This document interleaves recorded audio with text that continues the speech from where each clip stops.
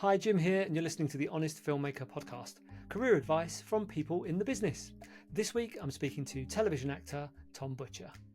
Tom's best known for his leading roles in popular TV dramas The Bill and Doctors.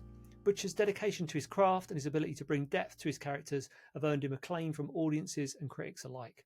Tom also appears in my latest feature film, The Apocalypse Box, so I thought this was a great opportunity to sit down with Tom, talk about all those years working on Bill, working on Doctors, then moving into theatre, and have a general chat about what it was like working in the industry and working on big shows that have fast turnarounds, some of which are on every single day of the week.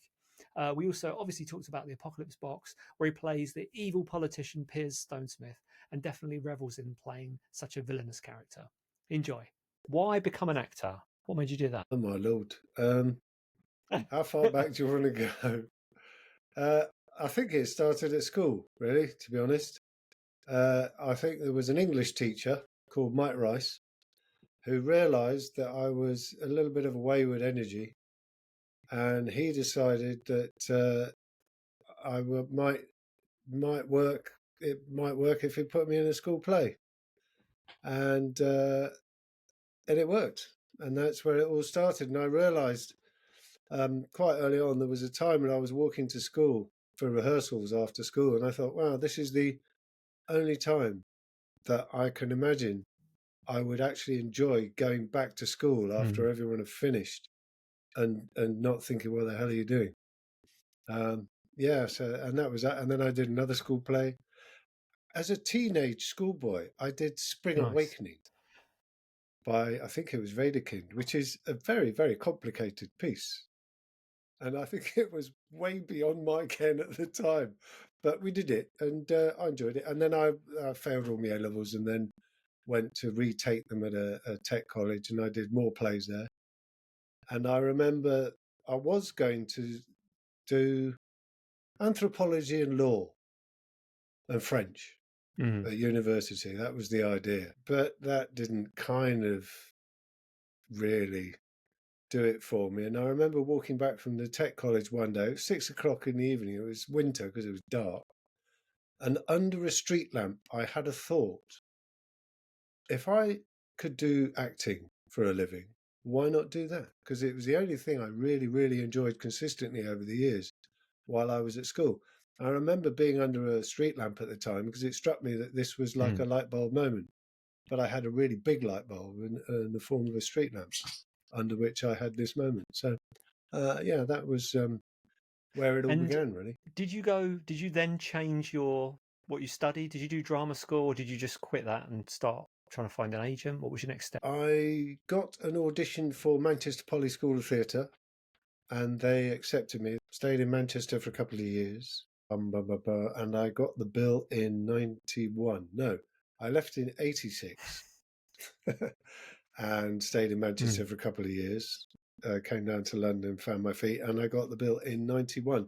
I was working at the Royal Exchange in Manchester, and there was a guy, George Sweeney, there, who said, why don't I write to Julian Oldfield at the Bill? He's always looking for new people to come and join the show. So I wrote to Julian Oldfield, and I said that I was looking for a job in television and I'd be just right for a policeman. And he got me in, and they took me on.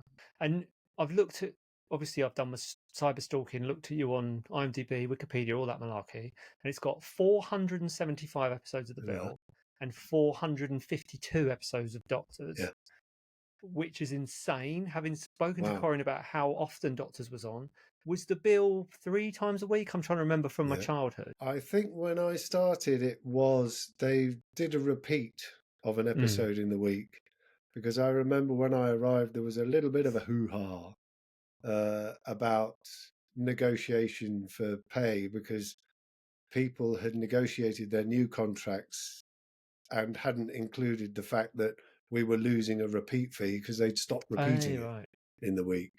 So I think the broadcasts were cut, and they did film it a lot more slowly than Doctors. So in 1 week, you could probably film about 3 episodes of Doctors, where, mind you, they did 3 episodes a week of The Bill. There were 3 units doing 3 separate episodes every week.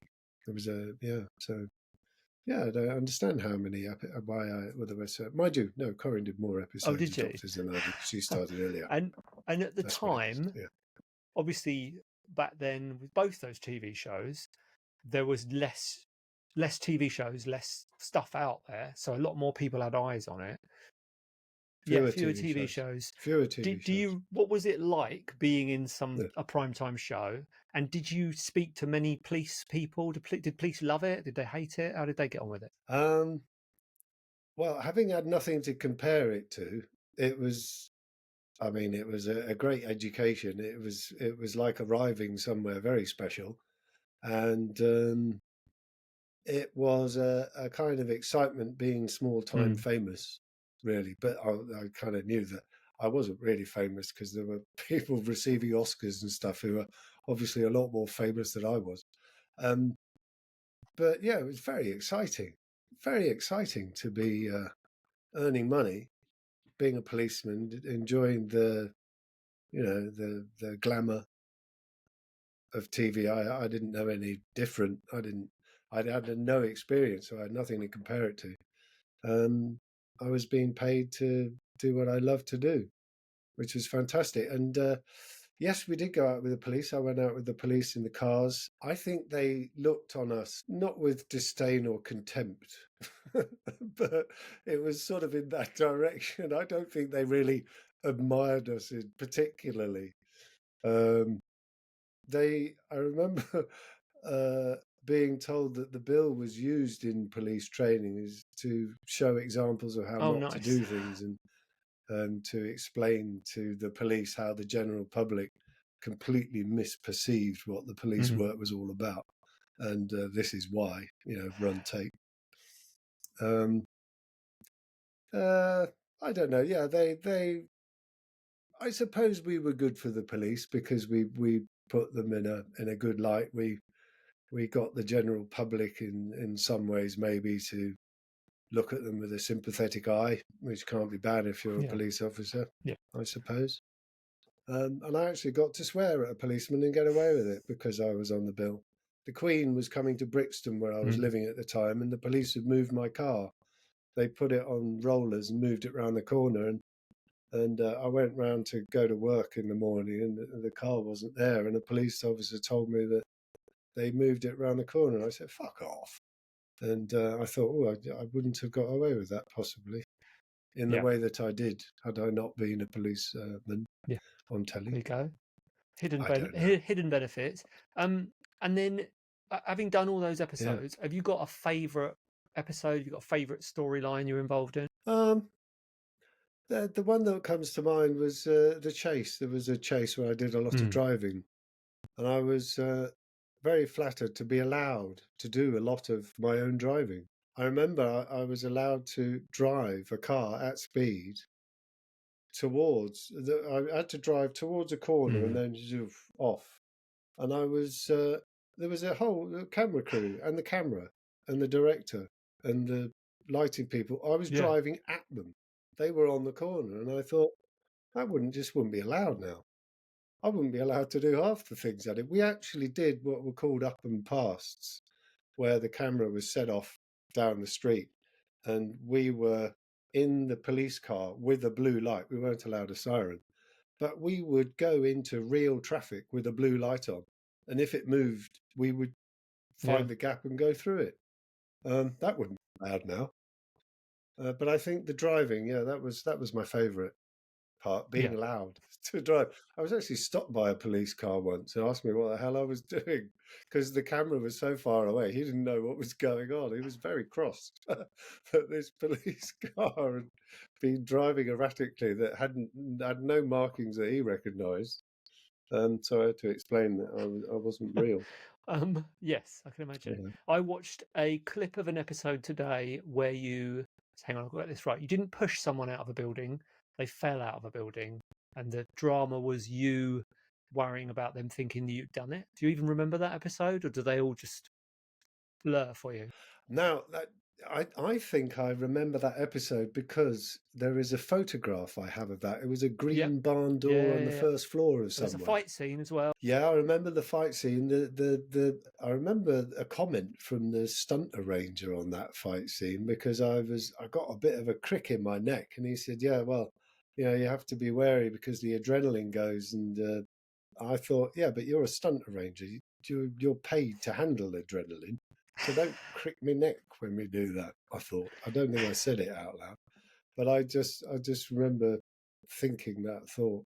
But yes, I remember there was a lot of roughy tufty in that show, and a lot of the time we had to do it over and over again because you do it for that angle and then you have to do it again for that angle because a lot of the time we went out with one camera. So if they wanted several angles, we'd all have to do the action all over again several times. And at the end of a particularly rough sequence, we would more often than not all be, "Oh, you're all right, dear. I didn't hit you, did I? I didn't make contact. Sorry if I did." And it just seemed very ludicrous that we were being these rough police officers beating each other up, and they say, "Oh, you were right, dear," at the end of it. But hey ho, that's how it works behind the scenes. So I asked Corinne about this earlier. Obviously, you've worked on a ton of episodes of television. Remembering your lines, do you do anything different to her? Have you got a special technique to get them down? Well, thankfully with television, the stress of having to absolutely get it right all the time is mitigated by the fact that there's an edit. But having said that, the Bill liked to do quite long takes. So there was pressure, but fortunately the writing was good. And good writing is easier to remember because it makes sense to a brain a lot of the time. But repetition and just, repetition mainly, repetition, just going over and over and over and over it. I don't know, maybe you do develop a skill as an actor that you're not really aware of. I'm not sure I know how to explain it apart from repetition. It kind of gets easier and they do strangely sink in after a while. I don't necessarily remember lines so much as thoughts, trains of thought. And if it's a scene that's sort of well written, it's easier to remember trains of thought, and the words kind of happen as a result of that. But you have to remember them and then forget them, which is always a bit tricky because remembering them again can be The thing I find, funnily enough, is when I've possibly. written something, obviously I write it and I can hear it being spoken on the page. Then one of you guys delivers it. So say one of Piers' big speeches. Then that's how I hear it forever because obviously I'm editing, so I'm seeing it over and over again. And now it is, you know what I mean? It's in cement. If I could probably remember those lines better than you now. I don't know. You've probably just erased them all. But for me now, because I've watched it so many times. No, yes. I mean, my experience is different from yours. You hear it from the outside, and yes, I forget constantly. I've forgotten all the things I've said. It's funny. The actor's dream happens, and the actor's dream is essentially entering the performance space at a performance time, not knowing your lines, or just approaching that moment, and then you wake up and you never have to face it. But there's that fear of suddenly realizing I don't know what I'm doing, which is horrible. And I've had that. I've had that quite a lot recently. I don't know what that's meant to mean.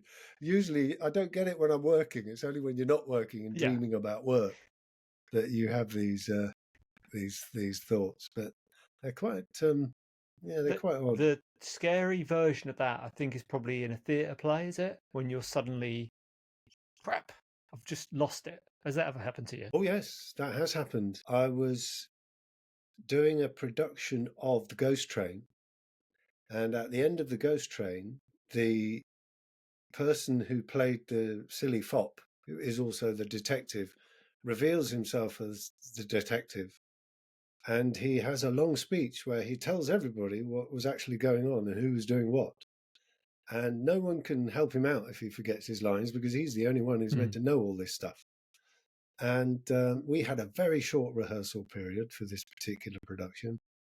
And those words for that speech at the end just didn't stick properly. And there were several performances at Basingstoke, I seem to remember it was, where time stopped and the words weren't there, and there was a blank in my head. There was a desert, there was tumbleweed, there were people looking at me on stage, there were people in the audience looking at me in expectation, and nothing was coming. I don't really know how it ended. Obviously, the play did end eventually, and something happened, and maybe some gibberish came to pass. Those are ghastly moments, absolutely horrible moments.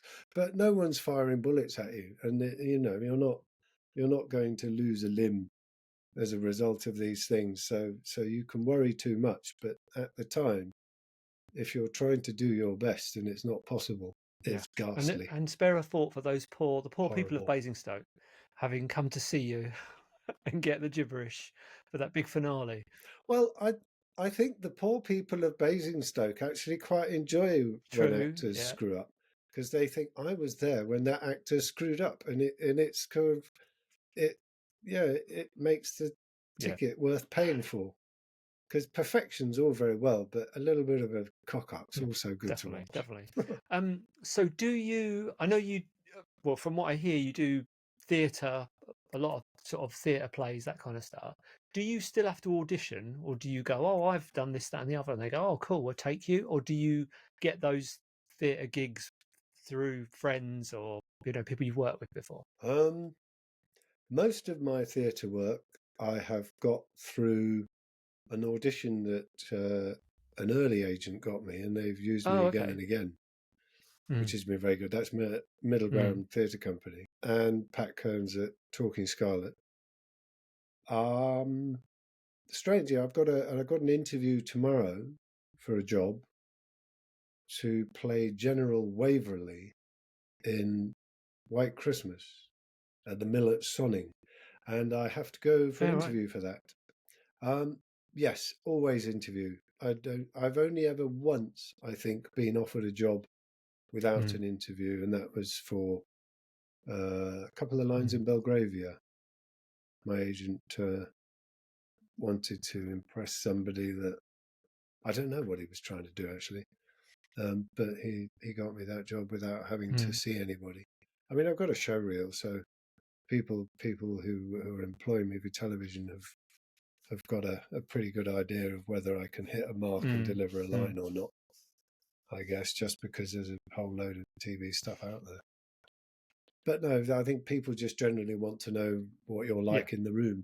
Well, I haven't had an in-room interview for 1,000 years. It's all self-tapes.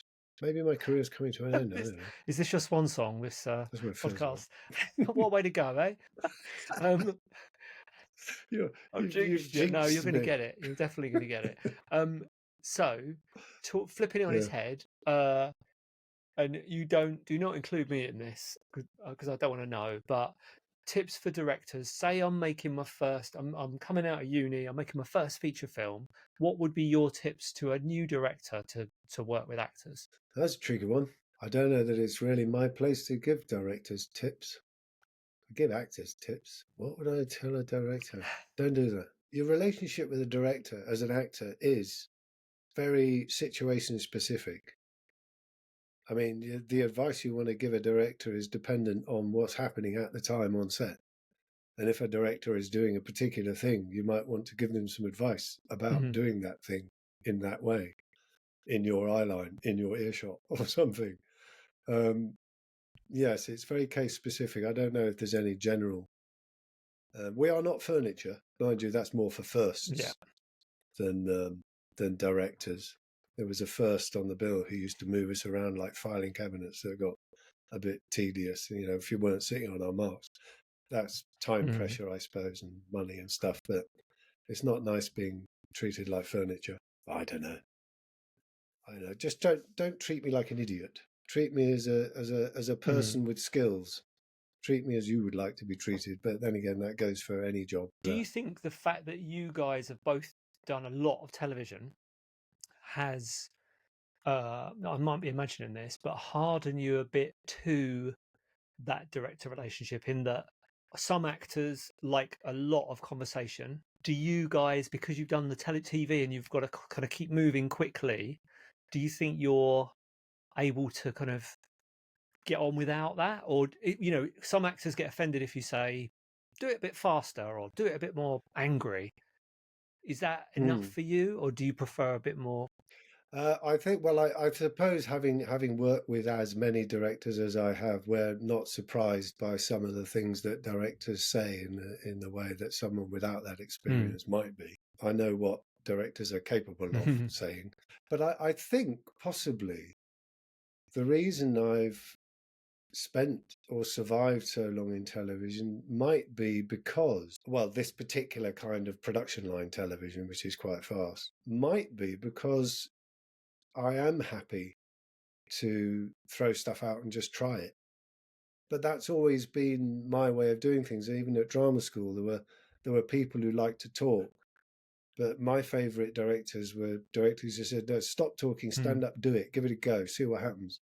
And that's how it works when I'm doing stuff with my hands and tools and woodwork. I rather than sort of draw it and design it, I'll sort of make a version of it and see if it works, see how it goes together, and then I'll make another version, see how that goes together. And that's sort of how I approach the work rather than intellectualize it. I don't know how I would survive a 7-8 week rehearsal process at the National where you talk things to death. I'd just be thinking, get up, do it, do something. Let's do something. Let's just do something.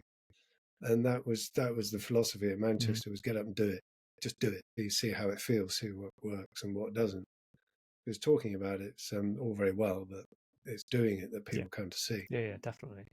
And is there a piece of advice? What's the sort of best piece of advice someone's given you about acting?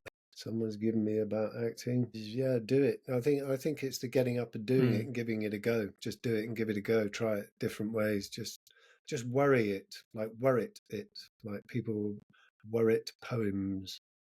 They just worry them. Wiggle your tooth, it'll come out. Something will happen. Yeah, do it. The film we've got coming out in August, The Apocalypse Box. Yes. Tell me about your character in the film.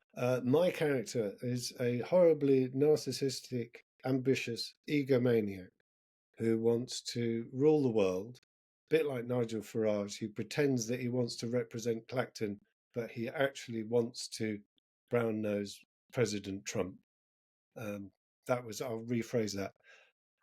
It reminds me very much of a Farage type character who pretends that he wants to represent the people of Clacton, but he wants to represent himself as an aide to the soon to be inaugurated President Trump. We won't see him for dust if Trump gets in. Yes, but that is Mr. Stonesmith. He's ghastly. And is it? I mean, everyone says it is, but is it fun to play that kind of part, that sort of villainous, the baddie? Yeah. Yeah. I mean, you get to play with the explosives. You get to kind of, I don't know why it should be so fun to be bad. I suppose we grow up with a whole weight on us if we do the things that you do when you play a baddie. You're not allowed to do it. It's like going through a door marked private, no entry, stay out of here, and you're being given the opportunity to go through all these doors marked private, stay out. Don't go here. You're allowed to say the quiet bit out loud. Do all the horrible things that you're not allowed to say. Because also another part of me, I realized as I was growing up, is a person who, in any situation, immediately thinks of the most offensive, horrible thing I could say. And I'm not allowed to say it. But when you play a baddie, that you are allowed to say it. And sometimes you're even allowed to come up with an idea to say something even more offensive. And they go, "Oh, yeah, that's nasty. That's well horrible. Yeah, we'll have that." The film itself, you've seen it. What would you say to somebody to get them to go and see it, or to watch it, to download it and watch it? I'd say if you really are a fan of mine, I'm absolutely brilliant. True, in this. That's true. Forget everyone else. Come and see me. You'll love it. And I get an hand. which was thrilling.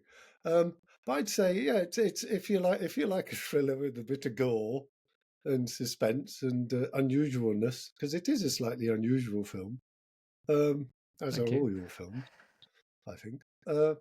Yeah, go and see it. Cool. Are you going to keep the in it?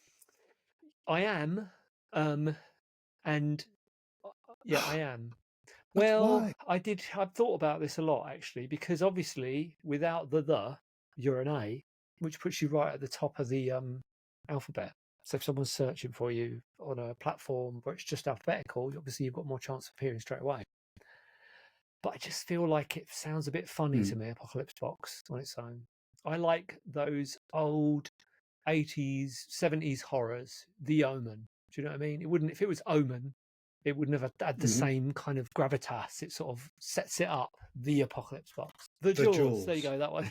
The Jaws too. Right, I hope you enjoyed that episode.